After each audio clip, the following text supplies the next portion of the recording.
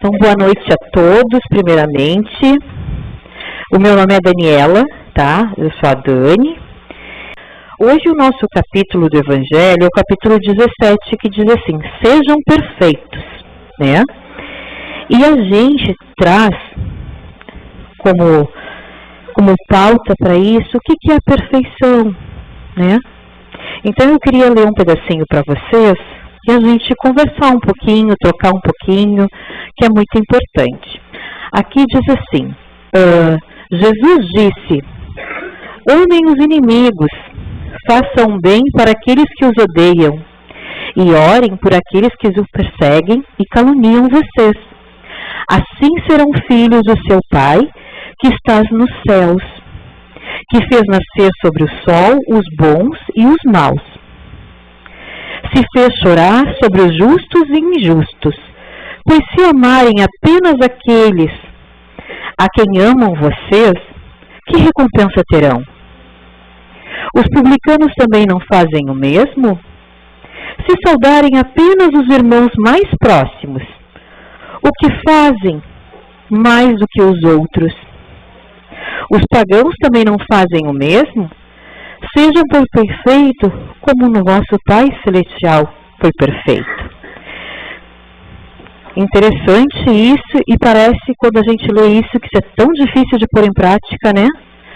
Parece que ele pede uma perfeição para nós, que não faz parte do nosso contexto, de quem nós somos, mas não é bem assim, não. Vocês não se esqueçam que na época, quando foi escrito o Evangelho, a Bíblia, as coisas, porque isso aqui é um versículo da Bíblia, de Mateus 5, versículo de 44 a 48. E aqui, naquela época, ele falava assim, porque as pessoas eram o que elas entendiam, elas eram mais extremistas, elas não tinham a capacidade que nós temos hoje de compreensão, né? Mas, gente, a perfeição, hoje quando eu estava estudando isso e pensando que cada vez que a gente faz o Evangelho é um entendimento novo, por incrível que pareça, né? A perfeição é o que a gente pode fazer nós, dentro dos nossos limites de mais perfeito, né? É até onde eu consigo fazer as coisas boas, é até onde eu consigo ser bom, até onde eu consigo ir. Aí vai estar a minha perfeição, de querer fazer dentro das minhas limitações. Por que eu digo dentro das minhas limitações? Porque às vezes, quando a gente não se conhece, a gente sempre acha que alguém está fazendo mais e que a gente também pode mais. Só que cada um está na sua escala evolutiva, cada um está no seu momento de aprendizado e a gente tem que fazer dentro das nossas condições. E o que quer dizer isso dentro das nossas condições? Ser perfeito, quando Deus diz aqui. Ser perfeito, quando ele diz não amar os nossos inimigos, né? Não desejar mal, amar eles como a nós mesmos, isso é um sentido muito figurado. Porque, na verdade, o que Jesus quis dizer para nós, ali naquele versículo da Bíblia, porque aquela passagem foi Jesus que falou, ele quis dizer para que a gente não desejasse o mal, para que a gente não cultivasse o mal no nosso coração, para que a gente não cultivasse essa raiz, essas imperfeições. Por que isso? Porque quando a gente cultiva isso dentro de nós, a mágoa, a raiva, quem fica doente somos nós. A pessoa ela se atinge, claro, porque nós somos energia. Vocês não se esquecem que nós é que somos energias. Tanto é que se nós, aqui eu, a Carla e mais umas pessoas pegarem a mão aqui, nós vamos formar um polo de energia. E vai ter uma força. Se medirem, vocês vão ver que tem força esse polo. Então, essa energia vai para os outros, mas ela fica acumulada dentro de nós também. Porque nós estamos nos fazendo mal quando nós não perdoamos. E quando nós não perdoamos, não estou dizendo para vocês que precisa colocar a pessoa dentro da casa da gente, que precisa conviver com ela, não é isso que Jesus pediu para nós. Jesus pediu para que nós tivéssemos compaixão e orássemos por aquelas pessoas, que à medida que aquela pessoa precisasse de uma mão estendida, que nós possamos ser a pessoa que estende a mão, mas que não precisa conviver, não precisa chegar e abraçar, porque não vai ter como eu amar uma pessoa assim como eu amo minhas filhas, como eu amo meus pais, né? Seria hipocrisia dizer aqui que a gente teria que amar essas pessoas assim, dessa forma. Não, não é assim. Mas é respeito. Isso tudo se resume em respeito. Muito respeito. Porque quando eu respeito o meu próximo, primeira coisa, eu não vou desejar para ele o que eu não quero que deseje para mim. E aí, vamos mais um pouquinho adiante. Às vezes a gente diz assim, não, mas eu não tenho mágoa, né? Eu respeito, eu desejo que a pessoa fique bem, que fique feliz. Mas no primeiro tropeço que a pessoa dá, que ela cai, a gente diz assim, bem feito, merecia. Será que a gente realmente saiu daquilo, conseguiu sair daquela sintonia? Pensem nisso. Porque não é guardar, porque quando a gente diz que perdoou e guarda uma coisinha aqui, aquela coisinha ainda tem uma raiz aqui dentro. É fácil de limpar? Não, mas é um exercício que precisa ser feito todos os dias. Porque as pessoas, meus irmãos, elas são muito falhas, né? Nós todos somos aqui. A gente tem muitas qualidades, mas a gente também tem muitos defeitos. E às vezes o meu defeito vai atingir minha irmã que está aqui, vai atingir o outro ali, né? Que podem não gostar. Mas aí eu tenho tantas outras qualidades que essas pessoas que estão aqui não conseguiram ver essas qualidades. Elas preferiram ver o que eu tinha de ruim. E simplesmente me isolaram e me tiraram de perto dela. Né? Só que não é assim. Se a gente se colocar no lugar dessa pessoa, como nós gostaríamos de ser tratados? Né? Como nós gostaríamos de conviver? Vocês já pararam para pensar que quando a gente desculpa, quando a gente não tem mais nada, a gente não sente um alívio dentro da gente? Um alívio grande. Porque esse sentimento está com a gente. Né? E vamos muito mais além do que só isso, né? Porque quando Jesus diz para nós que a perfeição, pede a perfeição para a perfeição é o nosso conhecimento. É o que a gente quer melhorar, é o que a gente enxerga. E aí, eu estava pensando e fazendo um balanço disso na vida da gente, porque às vezes a gente quer a perfeição do corpo, a gente quer a perfeição nossa, intelectual, né? E às vezes a gente deixa a nossa perfeição moral lá no cantinho, né? Quantos de nós não faz isso? E eu não estou dizendo que a gente não tem que procurar ter saúde no corpo, tendo que se cuidar, porque ele é um templo sagrado que Deus deu pra gente, e ele merece cuidado.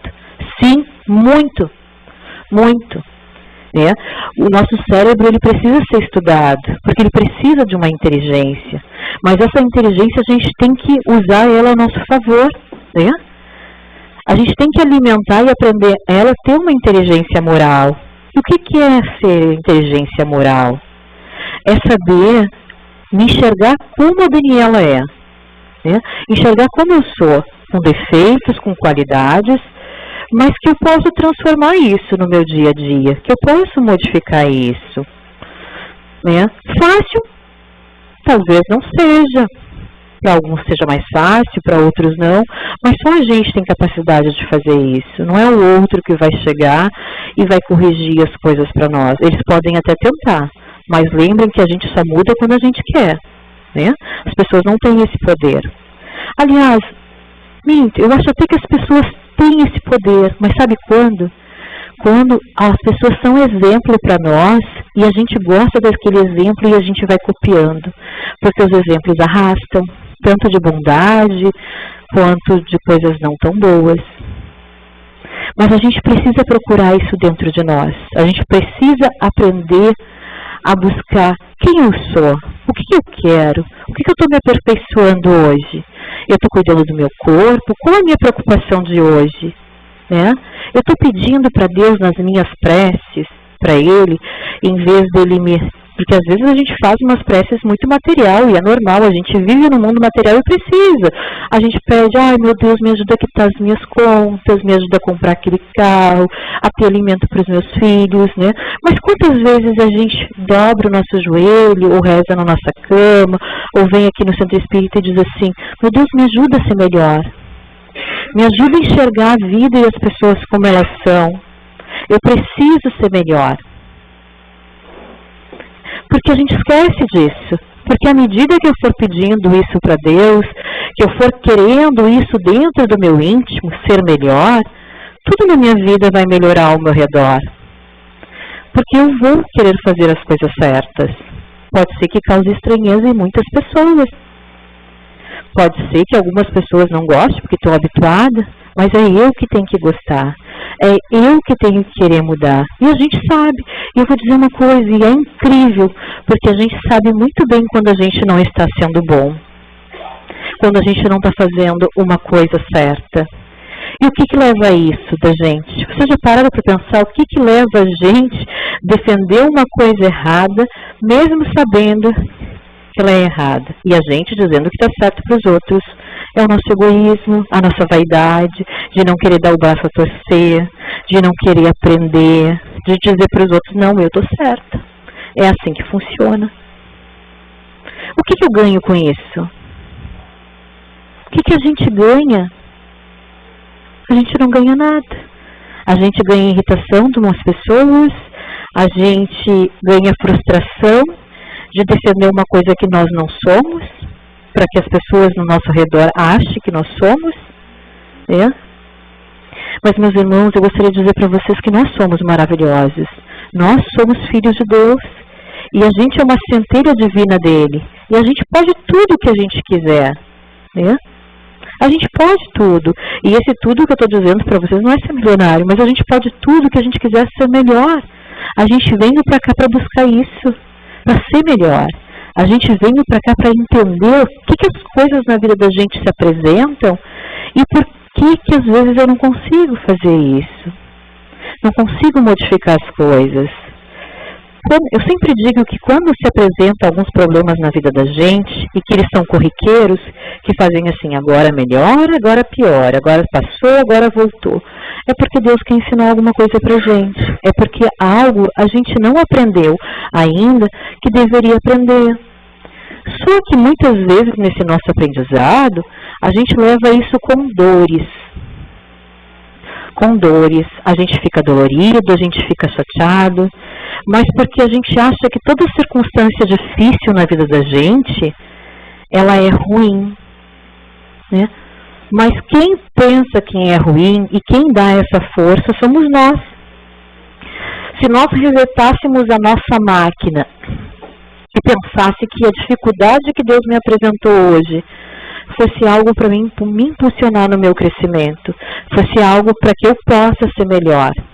E se eu conseguisse fazer esse questionamento de pensar assim, o que Deus quer me mostrar com isso? O que eu posso ser melhor? O que a vida está me pedindo que eu não estou vendo? Porque as coisas são assim na vida da gente. E às vezes se tornam muitas vezes repetitivas porque a gente não aprendeu o que tinha que aprender. E eu sempre gosto de dizer que Jesus sempre dizia, que a gente podia bater na porta, que a gente ia pedir, que Ele ia nos atender, que Ele ia nos ouvir. Porque quando as nossas preces, quando a nossa vontade é sincera dentro da gente, a gente consegue muitas respostas. E a gente consegue fazer muitas transformações. Mas quando é sincero do meu coração.